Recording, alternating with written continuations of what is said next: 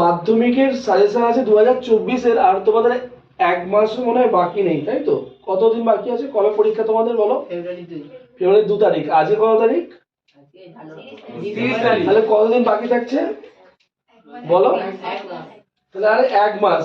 যেগুলো most important 2024-এর, আমি আগের বছরও দিয়েছিলাম, কিন্তু এই বছরটা সবসময় এটা মনে রাখবে, এই বছরে যেগুলো মোস্ট ইম্পর্টেন্ট বলেছি আসার সম্ভাবনা থাকবে 90%। তো তোমাদের কাছে আমি প্রথমে এটা আমি বলছি, দেখো সিন, সিন কি আছে? সিনটা পুরো দুটো পার্টে আমি করেছি। দুটো পার্ট কি? একটা হচ্ছে কি the cat are the snail. প্রথম যেটা আসবে বা আসতে পারে সেটা ক্যাট আর স্নেলকে নিয়ে আসবে, ঠিক আছে? দ্বিতীয় যে পার্টটা থাকবে তোমরা যেটা প্র্যাকটিস করবে, যেটার উপর সব থেকে বেশি জোর দেবে, সেটা ফার্স্ট ক্যাট আর স্নেল, আর দ্বিতীয় father self and my own true family. Clear? মানে ক্যাট আসলে স্নেল আসবে তার সঙ্গে, আর যদি ফাদার সেলফ আসে তার সাথে মাই ওন ট্রু ফ্যামিলি আসবে। তো এই সিনের জায়গাটা আমি একটু বলে রাখছি কিরকম। আমি নাম্বার ডিভিশনটা তোমাদের দিয়েছি আগেও, যে পোয়েম থেকে পোর্টস থেকে কত আসে আর কি নাম্বার আসে, কোথায় এমসিকিউ আছে। আমি তোমরা সবাই এটা ভালো করে জানো, এই বিষয় নিয়ে আমি বলছি না। এইটা সবসময় মনে রাখবে যে চারটে সিন আছে এখানে, ওই চারটে সিন আমি বলবো তোমাদের সবাইকে বারবার রিভাইজ দেওয়া। শুধু রিভাইজ নয়, ওইখানে তোমরা যখন পড়বে না, ওর ওয়ার্ড মিনিংগুলো ভালো করে তোমরা দেখবে।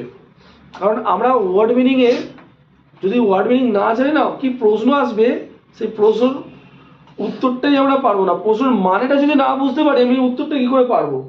তো আমরা সিনকে খুব ইজি মনে করি, কিন্তু আমি বলবো সিন প্র্যাকটিস না থাকলে সমস্যা হতে পারে। তো ঠিক আছে, সিন 2024-এর সাজেশন আমি সিন থেকে দিয়ে দিলাম, এটা 20 নম্বর থাকে। আর আনসিন আছে রিসেন্ট টপিক। আনসিন কি আসবে কেউ বলতে পারবে না, কিন্তু আমি বলবো রিসেন্ট টপিক। তোমরা আমাকে বলো তো রিসেন্ট টপিক কি আছে? রিসেন্ট এই ইদানিংকাল কিছু ঘটনা ঘটেছে, এটার উপর আনসিন কি বলো? Chandrayaan 3, very good. চন্দ্রযান 3। আর কি রিসেন্ট টপিক হয়েছে বলো? হ্যাঁ, ট্রেন অ্যাক্সিডেন্ট হয়েছে। ক্লিয়ার? তারপরে সব থেকে একটা বড় জিনিস হয়েছে, এবারে ওয়ার্ল্ড কাপ হয়েছে, ক্রিকেট ওয়ার্ল্ড কাপ 2023-এ। এই 2023-এর ক্রিকেট ওয়ার্ল্ড কাপকে নিয়েও কিন্তু রাইটিং স্কিলে সরি মানে আনসিন হিসেবে আসতেই পারে মেবি, আবার কারো জীবনে নিয়েও আসতে পারে। আনসিন কি আসবে কেউ বলতে পারবে না, তোমরা রেডি থাকবে। আনসিন প্র্যাকটিস তোমরা করে যাও। এখানে টি ফলস আছে, 2 নম্বরের প্রশ্ন আছে, এমসিকিউটা সব যা যা আছে সবটাই তোমরা ইজি ভাবে করবে, কারণ তোমরা প্রচুর প্র্যাকটিস করছো, এটা খুব ভালো। আর ইংলিশ এমন একটা সাবজেক্ট, প্র্যাকটিস না থাকলে কেউ কিছু, যতই তোমরা সাজেশন নাও আর যেই নাও, প্র্যাকটিস না থাকলে কিছুই হবে না। তো আনসিন এটা হবে। হ্যাঁ, এবার দেখো গ্রামার। গ্রামার সম্বন্ধে বলার কিছু নেই, ভার্ব ফর্ম 3টে থাকবে, আর্টিকেল প্রিপোজিশন 3টে থাকবে, ডু অ্যাজ ডিরেক্টেড এখানটা একটু বলার আছে আমার। একটা ন্যারেশন থাকে, একটা ভয়েস থাকে, আর একটা কি থাকে আমরা কেউ জানি না, কিন্তু এবছর তোমরা ডিগ্রিটা করার চেষ্টা করবে। আর interchange of parts of speech, কারণ ডিগ্রি অনেক বছর হলো আসেনি, তো তোমার ডিগ্রিটাকে আরেকবার আমি ক্লাস দেবো, ডিগ্রি নিয়ে চিন্তা করো না, আমি একটাই ক্লাস দেবো, ডিগ্রির ক্লাস দেবো। আর একটা মনে রাখবে, ওই interchange of parts of speech মানে ভার্ব ফর্ম থেকে নাউন ফর্ম, নাউন ফর্ম থেকে ভার্ব ফর্ম বা অ্যাডজেক্টিভ, এই যে জিনিসগুলো আছে এটার একটা ক্লাস দেবো আমি, কদিনের মধ্যেই দেবো। তোমরা রিল্যাক্স থাকবে, তোমরা বেশি চিন্তা করবে না, খালি প্র্যাকটিস করে দাও, আমি যেভাবে বলছি তোমরা সেটা করে যাও, 90 পাও, তোমাদের কাছে কোনো ব্যাপার হবে না। ফ্রেজাল ভার্ব আমি এটা জেরক্স দিয়েছি, আশা করছি জেরক্সের সবটা করার দরকার নেই। প্রথম আমি যে স্মার্ট ইংলিশ থেকে যে করিয়েছিলাম প্রথম পেজটা খুব ভালো করে তোমরা করে রাখবে। তোমাদের কি ফ্রেজাল ভার্বের কারো অসুবিধা আছে? অসুবিধা আছে? হ্যাঁ না ভালো করে বলছিস না? নেই তো? তাহলে ঠিক আছে। ফাইন্ডিং ওয়ার্ডের কি করে ফাইন্ডিং হয়েছে, তোমরা আজকে আমার কাছে 2 পেজ 3টে পেজ করছো, বা করলে 2টো পেজ দেখলে একটা দুটো অসুবিধে হয়েই যাচ্ছে। তো মনে রাখবে এটা ফাইন্ডিং ওয়ার্ডে 2-1টা অসুবিধা হতেই পারে, কিন্তু বারবার তোমরা মিনিংটা পড়ার চেষ্টা করবে। আগে এর একটাই এটা করার হচ্ছে কি একটাই মানে সুযোগ বা একটাই অপশন আছে, মানে একটা প্রসেসে তুমি করতে পারো, আর কোনো প্রসেস নেই। আমি যেটা বলবো আমার দিক থেকে, তোমরা আমার স্টুডেন্ট বা তোমরা যারা দেখছো বাইরে, ওটা ওয়েস্ট বেঙ্গলের স্টুডেন্টরা, তো তোমাদের কাছে আমি একটাই ফাইন্ডিং ওয়ার্ড নিয়ে একটা আমি বার্তা দিতে চাইছি। যখন তোমরা আনসিন করবে তখন ফাইন্ডিং ওয়ার্ডের জায়গাটা একবার দেখে নেবে, ওই 4টে যে সেন্টেন্স আছে দেখে নেবে তার মানেটা, এবার আনসিন করে ফেলো। আনসিন করার সময় আননোন ওয়ার্ড দাগ মেরে যাবে, সব থেকে আননোন ওয়ার্ড তুমি দেখবে ওই আননোন ওয়ার্ডের মধ্যে কোনো না কোনো দুটো মিল পেয়ে গেছো, ওরকম টাইপের, বা সেন্টেন্স তোমাকে বলে দেবে যে পরের ওয়ার্ডটা কি হবে। সরাসরি তুমি ওয়ার্ডের মিনিং নাও বুঝতে পারো, কিন্তু সেন্টেন্স তোমাকে বুঝে এটা করতে হবে, নালে তোমার সমস্যা হবে। আর একটা কথা বলি, এই ফাইন্ডিং ওয়ার্ডের যে 8 নাম্বার এখানে আছে, এই 8 নাম্বারটা প্রথম 3টে সহজ ইজি হয়ে যায়, কিন্তু একটা না একটা একটু ঘোরানো থাকে। আমি মনে করব যদি স্টেপ বাই স্টেপ তোমরা এগিয়ে যাও তাহলে আর তোমরা 4টেই অ্যাটেন্ড করতে পারবে, 8 পাওয়া কোনো ব্যাপার নয়। ঠিক আছে, রাইটিং এ তাহলে ভার্বে এই গ্রামারের মধ্যে আমি এগুলো সবই দিয়ে দিলাম, মোটামুটি বোঝালাম। সব থেকে মোস্ট সাজেশনের মধ্যে 2024-এ এবারে একটা বেশ সুন্দর কাঠামোর মধ্য দিয়ে তোমরা পাচ্ছ, এটা ভেবে রাখো। আমি এটা বলে দিচ্ছি, এবছর এগুলো আসবে শিওর। হ্যাঁ, প্রথম তোমরা যেটা গিয়ে দেখতে পাবে পার্সোনাল লেটার, কারণ আমরা জানি পার্সোনাল লেটার 1 বছর ছাড়া ছাড়াই আসে। আগের বছর একটা এডিটর লেটার এসেছিল সম্ভবত, তো এবছর 2024-এ পার্সোনাল লেটার তোমরা করবে। তোমাদের কাছে আমি স্ট্রাকচার দিয়েছিলাম, মনে রাখবে স্ট্রাকচার ওয়াইজ তোমরা করবে, ওপর নিচের মধ্যেখানটা বানিয়ে লিখবে। যদি কোনো টপিক আসে, তোমাদের অনেকেই বলো যে স্যার কী নিয়ে পার্সোনাল লেটার আসবে, একটু মাধ্যমিক ক্যান্ডিডেটদের একটু আমি বলতে চাই, মনে রাখবে রাইটিং স্কিল অনেকে রিসেন্ট টপিকের ওপর করে যায়। হ্যাঁ, এই চন্দ্রযান্ত্রী এইসব নিয়ে আসে, অনেকে বলে না, মাধ্যমিকের রাইটিং স্কিল পুরোপুরি 8 ক্লাস ডিপেন্ডেন্ট, 8 ক্লাসকে ডিপেন্ড করে। কেন বলছি, 8-এ তোমরা যদি রাইটিং স্কিল খুব স্ট্রংভাবে করে থাকো, 9-এ করে থাকো, তাহলে তোমাদের মাধ্যমিকে কোনো অসুবিধা নেই, কারণ রাইটিং স্কিল অতি সহজ আসে আর ইজি টাইপের আসে, সাধারণ জিনিস আসে। অতি সহজ আসে, ইজি জিনিস, একদম ইজি টাইপ কোয়েশ্চেন্স হয়, কিন্তু সাধারণ। এবার কি সাধারণ আমি বলি, সাধারণ তোমাকে দেখো, বন্ধুকে চিঠি লিখছো, অ্যাডভাইস দিচ্ছ, কি অ্যাডভাইস দিচ্ছ, যে তুই প্রতিদিন লাইব্রেরি যা, এইরকম টাইপের অ্যাডভাইস মূলক কিছু হতে পারে। অথবা ওই এইদিকে দেখ, অথবা ভিজিট টু হিস্ট্রিক্যাল প্লেস, তুমি এইমাত্র কোনো একটা হিস্ট্রিক্যাল প্লেসে মানে ঐতিহাসিক জায়গায় তুমি ঘুরে আসছো, এই নিয়ে তোমাকে বললাম তুমি একটা চিঠি লেখো, তোমার বন্ধুকে একটু বলো।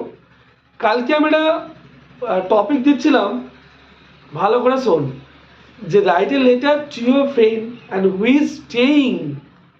Staying in London, describing him about your city, Kolkata city.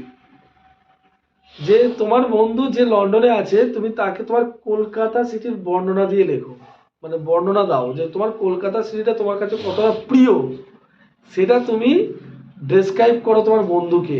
এইরকম সাধারণ জিনিস আসতে পারে। অথবা মোবাইল ফোন, তোমার বন্ধু বা তোমার ভাই আছে, কোনো সেই স্কুল হোস্টেলে পড়ছে বা কোনো অন্য স্টেটে আছে, তুমি তোমার ভাইকে অ্যাডভাইস দাও যে সে যাতে করে ফোন না ইউজ না করে।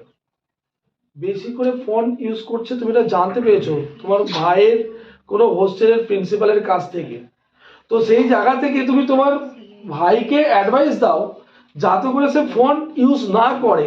এটা নিয়ে পার্সোনাল লেটার হতে পারে। এম ইন লাইফ মানে তোমার জীবনে, তোমার জীবনের লক্ষ্য। How is spend in Durga Puja, তুমি দুর্গাপূজা কিরকম কাটিয়েছো, এই সমস্ত সাধারণ বিষয় নিয়ে। অথবা তোমার পরিবেশ সংক্রান্ত কিছু ভালো অ্যাডভাইসেস তুমি এইমাত্র পিকনিক সেরেছো, অর্থাৎ কোথাও পিকনিকে গেছো, সেটা নিয়ে তোমার এক্সপিরিয়েন্স কীরকম হয়েছে তুমি তোমার বন্ধুকে চিঠি লেখো। বা তুমি তোমার স্কুলে কোনো কালচারাল প্রোগ্রামে তুমি পার্টিসিপেট করেছো, সেটা নিয়ে তুমি তোমার বন্ধুকে চিঠি লেখো। একদম সাধারণ রিপোর্ট রাইটিং, ফার্স্ট তোমাদের পার্সোনাল লেটার করবে আস্তে, তারপরে রিপোর্ট রাইটিং করবে। রিপোর্ট রাইটিং কি করবে দেখে নাও। অ্যাক্সিডেন্টাল রিপোর্ট অথবা নিউজ পেপার রিপোর্ট, আমি দেখেছি মানে প্রিভিয়াস কিছু মাধ্যমিকের প্রশ্নতে একদম সাধারণ জিনিস পড়ে। কীরকম সাধারণ জিনিস?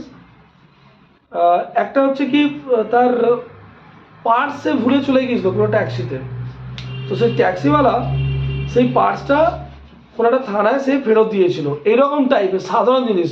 কোনো কোনো তোমাদের কোনো কলকাতার বা যে কোনো একটা ফ্ল্যাটে হয়তো ডাকাতি হয়েছে বা ব্যাংক ডাকাতি, যে কোনো এইসব নিয়েও কিন্তু রিপোর্ট আসে। নিউজ পেপার রিপোর্ট বলছি এইগুলোকে আমরা। আর সাধারণ অ্যাক্সিডেন্টাল রিপোর্ট তোমরা করে যাবে, ঠিক আছে? এবার অনেকে তোমরা আমাকে বলেছো, প্রশ্ন করেছো যে ইভেনচুয়াল রিপোর্ট, স্যার অনুষ্ঠান নিয়ে কি করে রিপোর্ট কি আসতে পারে? দেখো, মাধ্যমিকে আমি এরকম খুব কম দেখেছি যে ওই ডাইরেক্ট অনুষ্ঠান নিয়ে কোনো রিপোর্ট করেছে। তবে তোমরা স্ট্রাকচার তো তোমাদের কাছে আছে, তোমরা করেই যাবে সব রকম রিপোর্ট।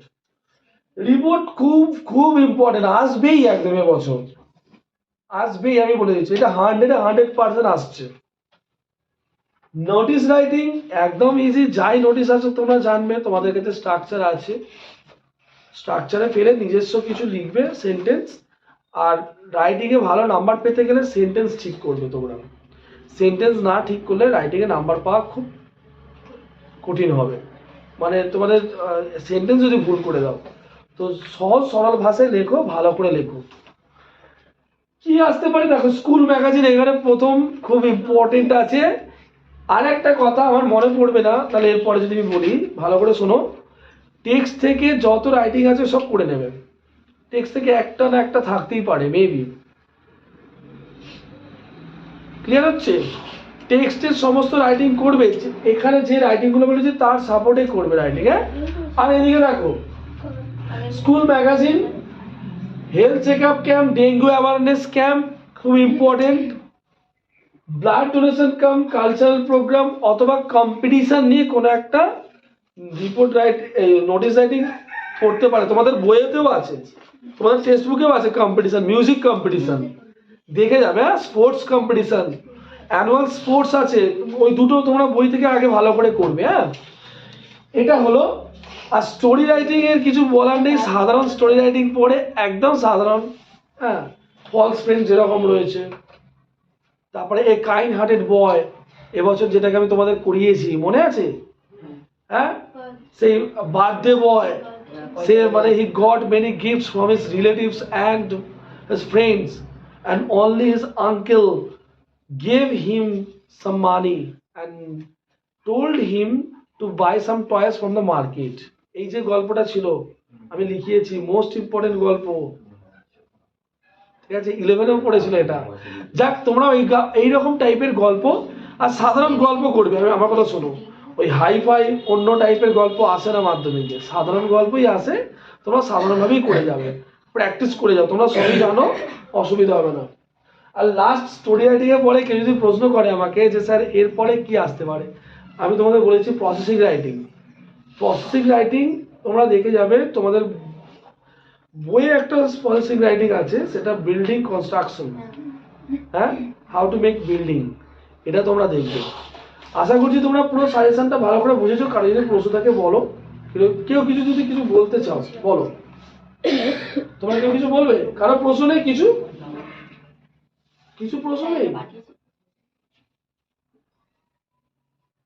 বলবি, বলার নেই তো? তো যাক, 2024-এ তোমাদের পরীক্ষা তোমরা খুব ভালো করে দাও, আমার আশীর্বাদ রইল। আর আন্তরিক শুভেচ্ছা ও ভালোবাসা রইল, খুব খুব ভালো করে পরীক্ষা দেবে, ঠিক আছে?